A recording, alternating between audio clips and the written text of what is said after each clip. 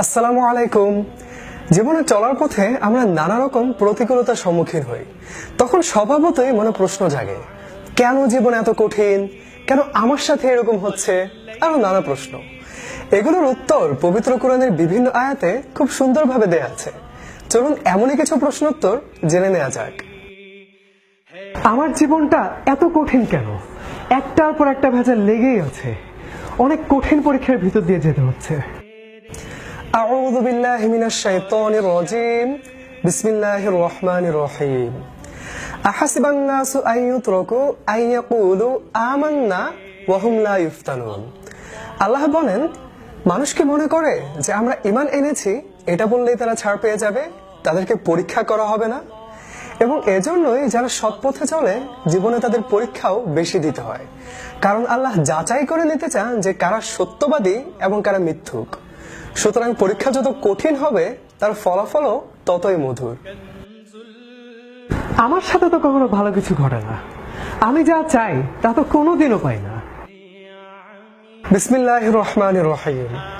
ওয়া আসা আন তাকরাহু শাইআন ওয়া হুয়া খায়রুল লাকুম ওয়া আসা আন তুহিব্বু শাইআন ওয়া হুয়া শাররুল লাকুম ওয়াল্লাহু ইয়ালামু ওয়া আনতুম লা তা'লামুন।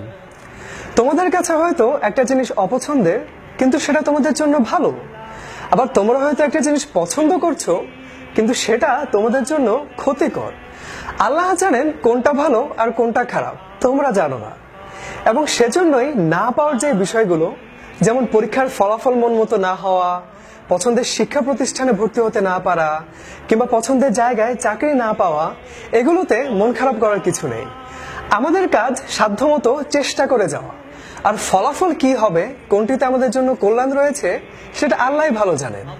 সুতরাং আমরা কখনোই কিছু না পেলে সেটার জন্য মন খারাপ করব না, নতুন উদ্যমে চেষ্টা চালিয়ে যাব। উফ, মাথার উপর এত কাজের বোঝা, এত প্রেশার আমি নিতে পারছি না। আল্লাহ বলেন, লা ইউকাল্লিফুল্লাহু নাফসান ইল্লা উসআহা। আল্লাহ কারো উপরই তার সামর্থ্যের বাইরে কিছুই চাপিয়ে দেন না। আমরা অনেকেই সমস্যায় পড়লে একদম দিশেহারা হয়ে যাই। একবার ভেবে দেখুন, আমাদের সবার জীবনে এমন ঘটনা আছে।